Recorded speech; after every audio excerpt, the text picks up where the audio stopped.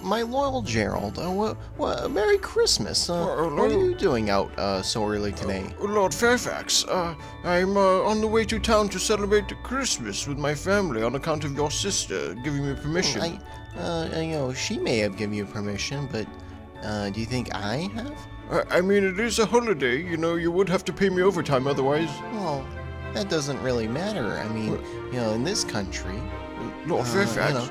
If there's a holiday, it's up to the employer whether, A, they want to give you the day off, or B, they want to pay you overtime. Okay? So, Gerald, if you like having a job, then maybe you should, think about staying. Lord Fairfax, this may be the last time that our whole family's together while my mother's alive. Well, that's not my problem. Gerald, maybe you should be a little more grateful for your job. Lord Fairfax, I've served this family. There's a lot going on in the Fairfax family. And you just don't completely understand. You have no right to treat me that way, Lord Fairfax. Okay. I didn't fight fascists step up, to come okay? home to have to deal with people like you. Your job is in jeopardy. Okay? I'll get my hands on you, you fascist. Technically, I'm not a fascist.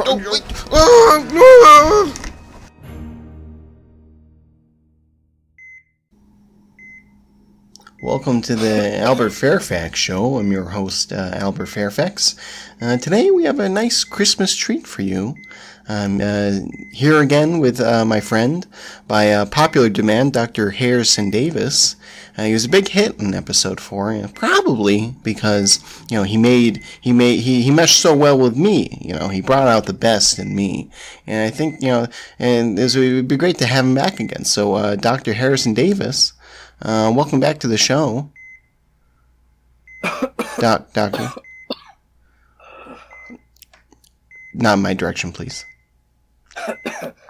It's just flamboyant. Don't. Hello, Albert. Hello. Merry Christmas. Merry Christmas. As they say in this country, Rare thing these days. Yeah. Well, I mean, you go to the grocery store, and what are they saying? Happy holidays. It's like they don't have courage anymore. No,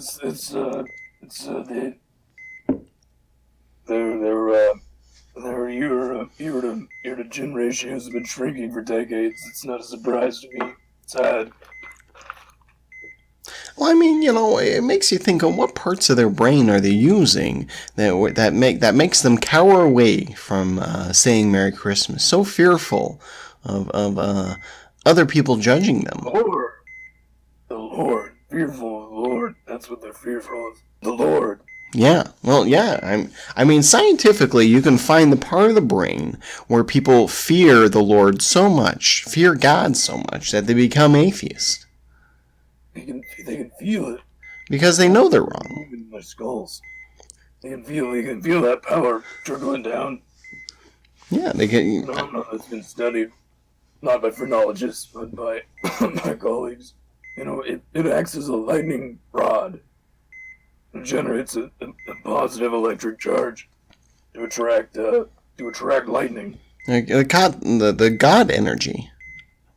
Well, I mean, real lightning too. I mean, that's how he does it. Have you ever heard about wicked being smited? Well, God acts in mysterious ways, but when he acts in this world, it's scientific. And so that's the mechanism. So you experimented with lightning? Well, you have someone who fears God and someone who's a godless atheist, and you see which one attracts, lightning bolts more often. Atheists. Every time. The results are remarkably consistent. 63%, 65%, maybe even. Well, that's what I admire about your experiments back then, is that you prove that God and science are in fact one and the same. And this idea that we need to separate God and science is in fact a fallacy. I would personally, I would love to take credit for those experiments that were beautifully done, but, never did. I've only ever lectured about any atheists by accident. I mean, another thing about the Christmas spirit, is that it seems like, it seems like there's so much hatred in the air today. It seems like, these companies, are so eager to deplatform conservative figures, It's all coming in time for Christmas. Deplatform. So, well, I mean, think about it, I mean... That was the ghetto fashion. I mean, what are you talking about? Deplatforming, where they ban people like Sargon of Akkad and other conservative thinkers from places like YouTube.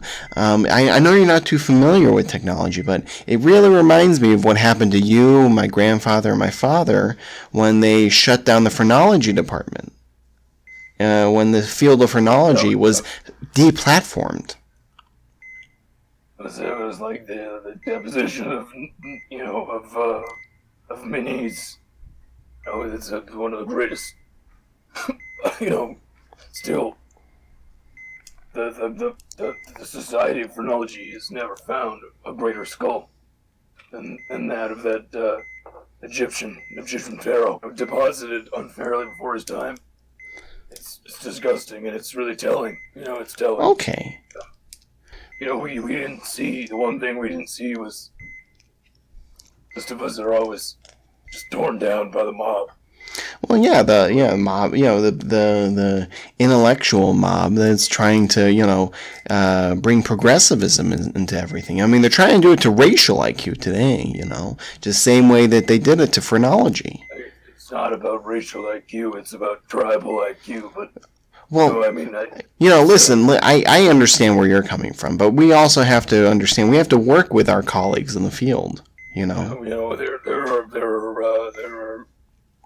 are Pacific Islanders and South Jamaicans and, North Tennesseans and, slagliners and okay, well, okay. Easter Island. All right. Okay, listen. Can we please keep this on track, Doctor?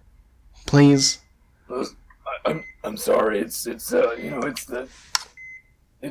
Christmas and the spirit gets away from me a little sometimes. Okay. Well, thanks. Since my favorite the night nurse I was telling you about has been around. If you know what I'm saying. So I got my heartbeat's probably up. Well, I mean, speaking of women, deplatforming happens everywhere. Like, for example, I get blocked on Tinder frequently. I'm deplatformed, so to speak, and my free speech is violated. Young Fairfax, if you really knew the game, you wouldn't need some kind of bird gag or whatever that is. It's an app, okay? It's technology. Maybe a man of science would understand. We do the same thing with doves, and I tell you. I don't know why I waste my time. It was something. Okay. Are you happy? It just seems like it's hard to hold a conversation with you. I'm trying to have a good show here with you. I'm doing this as a favor, really. Hey, What? Do me a Christmas favor, for an old man. Listen, can you just slide that, just slide that tray over here. What tray? That guy? You're friend across the way. That's his food. I'm not going to touch his food. He doesn't need it. He's he doesn't. On days ago. I think he's passed on. You want to sit in that bed next to me, my friend? Just pass. Wait, is he dead? Just the pudding tray. Is he dead? Here. Well, how long? How long has he been dead for? He's a noble man. He's got his skull. We talked about. Why haven't you told the nurses yet? Earlier, the Tutankhamun, he's got a skull just like that. Men like that. They preserve. Why are you talking about skulls? He's dead. Why didn't you tell him? That's what I'm saying. He doesn't. It's amazing. It doesn't smell more. He's like self-mummification. It's like a pharaoh. He's really a great man. I'm gonna tell the nurse right now. No, listen. Don't you dare tell them. I've gotten pudding for days at this point. It's Still going strong. I mean, those cheeks still ain't been sunk all the way, just as it please. It's Christmas, for God's sake. Christmas. You've been telling, you haven't told the nurses because you get pudding out of it? I don't get paid for this. Huh? Who gets paid for this? They get paid for it.